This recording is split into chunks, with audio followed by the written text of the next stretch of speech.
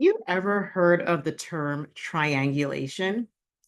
In this video, I'm going to be talking to you about what triangulation is and how you see triangulation in abusive relationships, especially ones that involve spiritual abuse. My name is Dr. Felicia, and I'm a licensed psychologist. And in my videos and in my private practice, one of my areas of focus is spiritual abuse. So, on to the question at hand. What is triangulation? Triangulation is pretty much what it sounds like, using a triangle of people for a certain purpose. And so I'm sure you've heard of the term love triangle, right? And that the person who is usually in the middle of this love triangle is being fought over by two different people. And so if you think about a love triangle and what is involved in that dynamic, someone in the middle, two people fighting over them. A similar dynamic is at play when triangulation occurs in abusive relationships. And the abusive person is usually the one in the middle of the triangle. They're pulling the strings. If you think about your relationships or people in your life, there's probably somebody who always seems to be at the center of some sort of drama. And it's usually, two or more people fighting, and they are in the middle of that drama. And so people who use triangulation use it as a way of controlling others and building their own self-worth. Okay. So, people have challenges with self-esteem, and there's nothing wrong with doing things that help you feel better about yourself, depending on what they are. Triangulation becomes a problem when the person in the middle of that triangle is using the conflicts between two other people to make themselves feel better, to make themselves feel valued. And so I'll give you an example. We the I don't focus, my channel doesn't necessarily always focus on narcissism, but you will hear me talk about some issues and some aspects of narcissistic behavior on this channel. And one thing that is common amongst narcissistic people is this concept of triangulation. What they tend to do is they will pit two people against each other, and they will do this to make themselves feel valued and feel superior. And so there may be a situation, I've in my clinical work, and also just things that I have encountered, in my professional work and research. You'll see these narcissistic individuals who will maybe be in a relationship with one person, but then they will have a relationship with another person, and they will choose that relationship based on the dislike that the first person has of the other person, right? And so going back to the classic example of a love triangle, let's portray a narcissistic individual who's in the middle of this triangle. They might be dating one person, and they know that that one person has somebody else that maybe they don't like, or maybe they're even in a close relationship with, maybe like, a sister or a cousin or a coworker. And so they might decide to maybe start flirting with that coworker or that person's sister. And then now the sister and the girlfriend are fighting over this, person in this love triangle. And they're doing this so that as these two people are fighting over this person, they feel important, right? This person is like, no, stay away from, my man. And this person's like, no, he likes me, and this back and forth. If you think about those trashy TV talk shows where people are fighting over a man or a woman, that's pretty much what triangulation is. And I'm not saying that every time two people fight over someone, it's because the person who they're fighting over is narcissistic. Triangulation is something that's done deliberately and done as a way of boosting that person's boosting that person's perceived worth. So a more subtle way that triangulation could occur is, maybe somebody is dating, somebody's in the case I talked about before, this man is dating this woman, and this man is telling this woman about his ex-girlfriend, right? And he's always comparing this woman to his ex-girlfriend and saying things like, my ex was this. Um, Kind of building up the image of this ex-girlfriend so that the current girlfriend feels threatened. And so now they're trying to kind of prove themselves and prove that, hey, I'm not like this evil ex-girlfriend, et cetera, et cetera. And so basically this is where this triangulation occurs. The third party doesn't even have to be aware that they're part of this triangle.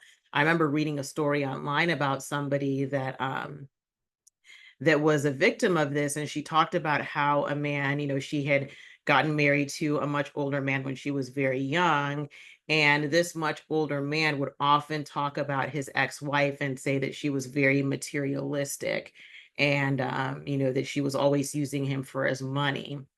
And so she felt very ashamed if she needed to ask him for any sort of like financial help, because he also like didn't want her to work. And so what would end up happening is that, she needed money for something, she'd always feel very ashamed to ask him. And when she would, he would compare her to this materialistic ex-wife and say, "Oh, you're just like her, you're using me for my money." And she came to find out that, after, I guess, getting in contact with this woman, that that wasn't what happened at all. He was this financially abusive man. And so you can see in this example that I'm giving you how triangulation was working. And so he made this woman feel very insecure about her financial dependence. And it was a situation that he created because he, was had groomed her from the time she was really young. There was a huge age difference. They had gotten married, and he basically told her like you couldn't work. And she told her she couldn't work. And so by setting up this situation, she did a lot of self-silencing. She questioned herself a lot.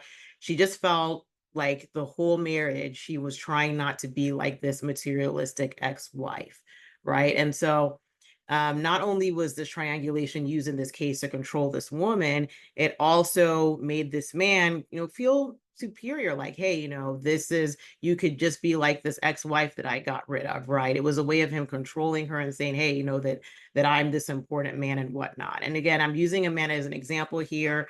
Any gender can do this. Women also triangulate men against each other. People can, parents can triangulate children against each other, right? And so this is another thing you'll see in abusive family dynamics. Sometimes there might be a parent that will take advantage of a rivalry between two children, and they will do things, kind of turn one kid against the other, so that they feel like they're the parent who's, being abusive in this situation is using this as a way of controlling the children, right? And so they basically want the kids to fight for their affection, for their loyalty, for their attention, and things like that. It's actually a pretty common dynamic in unhealthy, toxic family situation. So that's an example of triangulation. So now let's go to how this operates in spiritually abusive environments. And so I from working with individuals who have been spiritually abused and seeing some spiritual abusive practices myself in my history, I've seen that many times a spiritually abusive leader will have a favorite, right? It might be a favorite person, a favorite group of people, and then they'll bring in sort of another favorite for competition. And the purpose of doing this is, again, to cause that rivalry.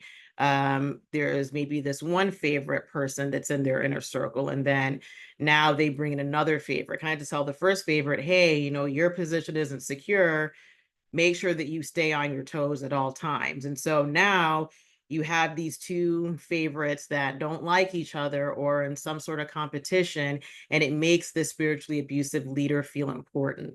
Sometimes you will see this when a spiritually abusive leader is romantically involved with somebody, and then they might bring in somebody else. Sometimes in some of these spiritually abusive cults where multiple marriages and having multiple relationships at once is condoned. You'll see that, and they'll have, the cult leader might have this one, wife or main woman in his life, and then now there's somebody else that the rival that's about to take over the first person's position, and so they're fighting over each other. And it's not just two people, it could be multiple people. And so with all this fighting, it's not like this divide and conquer thing. These people are easier to control, but it doesn't have to be romantic relationships. I use that as an example because it's kind of the easiest example, and it's something that a lot of people are common, or familiar with because we see it, in media and whatnot. But you will also see this in spiritually abusive situations where there might be a favorite and then someone else comes in. And people have talked about how when they are in these spiritually abusive environments, they feel like their position's always not, it's always insecure. They always feel like they're on shaky ground with the leader, right? And sometimes you'll see these leaders who make people and then they break them, and they'll tell you, look, I made you, I can break you. And this person's going to come in and they're doing a better job. And they use the first person kind of as an example of, hey, this is what can happen if you don't do what I tell you to do, or you're not to my liking. And so triangulation not only serves as a way for the spiritually abusive person to control people, they make examples of the people that they're pitting against one another, right? Because one day one person can be the favorite. The next day someone else can be the favorite. If this person does one thing wrong, they're done for, and so forth. And so people that are privy to this, people that are watching this feel very insecure because they know, hey, on one hand, they desperately want to be um, close to this leader. And then at the same time, they're also afraid because they know that their position is shaky and it can, if they're liked or if they're favored, it's not going to last. And so and that's what triangulation looks like.